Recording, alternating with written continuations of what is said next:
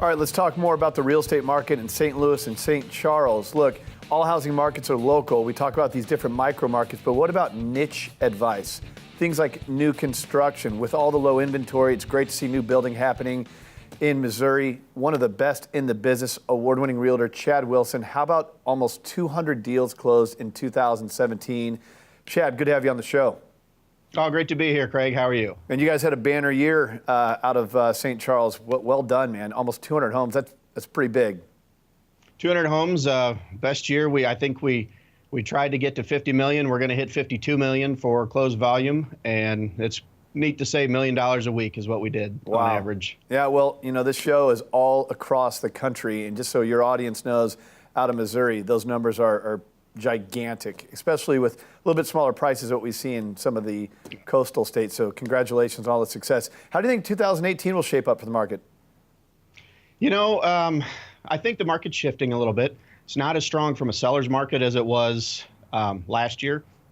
So I think that's shifting a little bit. I think we're going to have to see what this tax bill does after all that shakes out. I think we're all still trying to learn what exactly it means, you know, with the mortgage interest and not having the ability to claim your taxes, state and local taxes.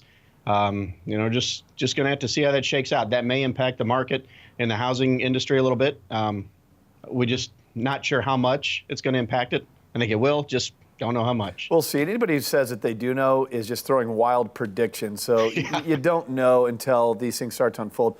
I do want to dive into this new construction thing. This is a really interesting topic with all this talk of low inventory, which is it seems like a national epidemic we've seen over the last few years. We need more building. We need more new construction. And it's not like buying a new car when you drive it off the lot, it loses all its value. Buying new homes is a great way to go about home ownership. First-time home buyer, move-up buyer. Tell us what you know about that market. Yeah, so I think right now new construction's probably shifted a little bit from how it was in the years past.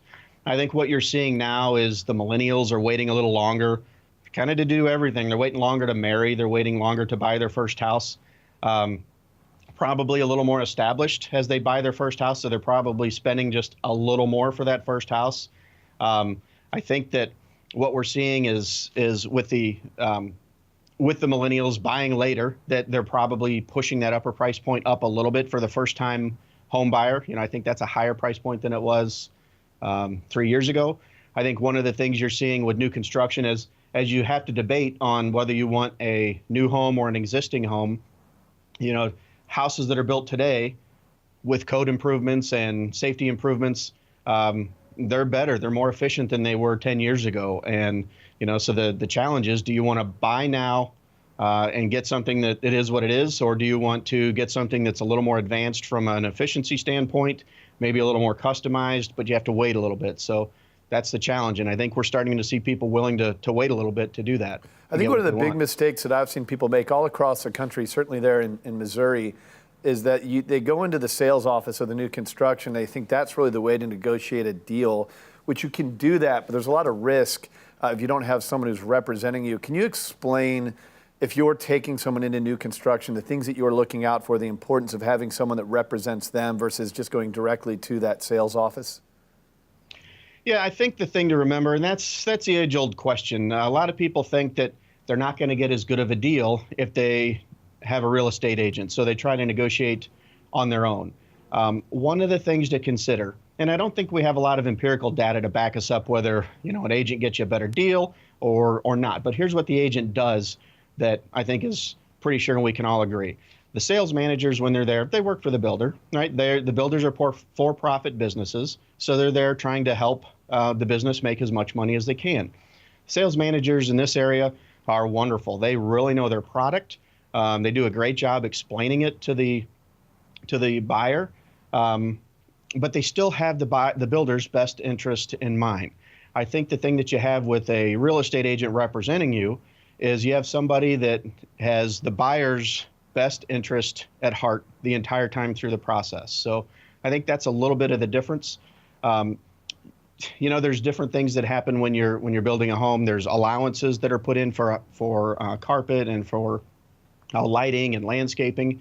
Sometimes when you sign a contract on a house, the final price, I'd say most of the time, is not the actual final price you're going to pay. So having another set of eyes, another advocate on your behalf as you're working through this process helps a lot. So it's just making sure the allowances are correct, making sure that the decisions that you're making are the correct ones. We're not here to help you pick out paint colors or granite styles or any of that, but we are here to help you as you consider, do I do upgraded flooring or do I put in the bay window, and which one is a little bit better for aftermarket, resale value? Because we work with a lot of clients that have bought houses and then need to sell them 3 or 4 or 5 years later.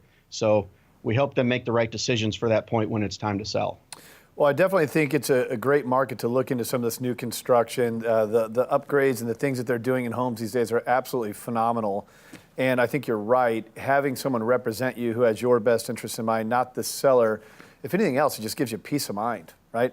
Yeah. But Chad, you had a banner year in 2017. I mean, some of the best numbers I've seen nationally right there out of the Midwest. So congratulations on all your success. Look forward to having you on the American Dream this year.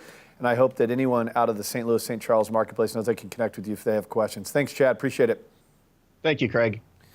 And as a reminder, if you have any questions on real estate, we'd love to be a resource for you. Visit us at AmericanDreamNetwork.tv. 0 strings attached. Here to help you any way we can, being your consumer advocate. More of the show coming up next.